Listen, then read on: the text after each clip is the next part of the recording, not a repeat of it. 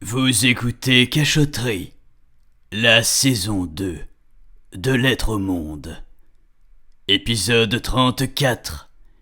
Le costume.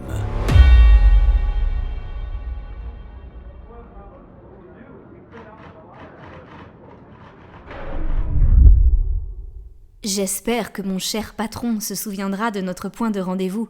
Ce n'est pas très compliqué. Il est tout à fait probable qu'il soit en train de regarder l'endroit brûlé, les larmes aux yeux. C'est insensible, le Jean-Baptiste. J'ai récupéré l'un de ses costumes de rechange dans son armoire. Je me demande d'ailleurs s'il ne dort pas dans son bureau de temps en temps. Ah, j'ai l'impression que ça se bouscule derrière la porte. Qu'est-ce que tu portes? Ma chérie. Mademoiselle Doone, Attendez-moi! Beltan, je crois que tu as un peu d'encre sur la veste. Maudit docteur. Rien de cassé.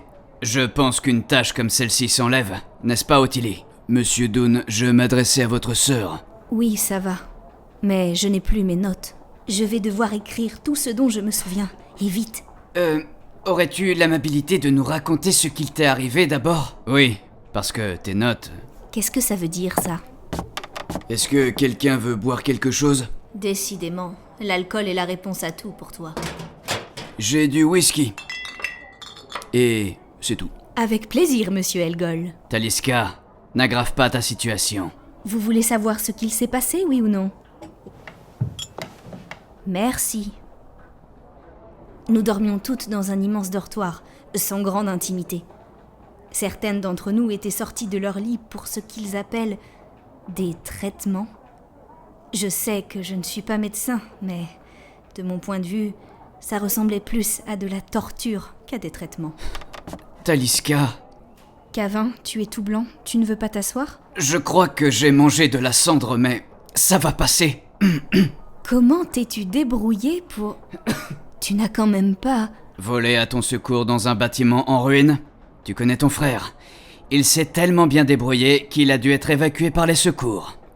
Comment tu le sais? Messieurs, si vous le voulez bien, je te l'ai déjà dit, Les garçons, ça suffit. Je disais donc que mon tour était arrivé, et comme mon comportement n'avait pas plu au médecin, je me suis retrouvée à l'isolement. Avec la cabane du jardinier, c'était la seule construction qui n'était pas collée aux autres bâtiments. Les choses étant plutôt bien faites, on m'y a oublié un jour et une nuit. Intentionnellement ou pas, je l'ignore. J'ai fini par enfoncer la porte, pour ne pas mourir de soif ou de faim. Je vous assure que c'est ce qui s'est passé. Je suis ensuite revenue à pied. J'étais en chemise de nuit à ce moment-là. J'ai évité la foule du mieux que j'ai pu. Le trajet fut horriblement long jusqu'ici. Essayez de suivre une ligne de chemin de fer sans vous faire renverser, et pieds nus. Ensuite, je suis arrivée là, et j'ai vu la une qui venait de sortir. Savez-vous s'il y a des survivants ?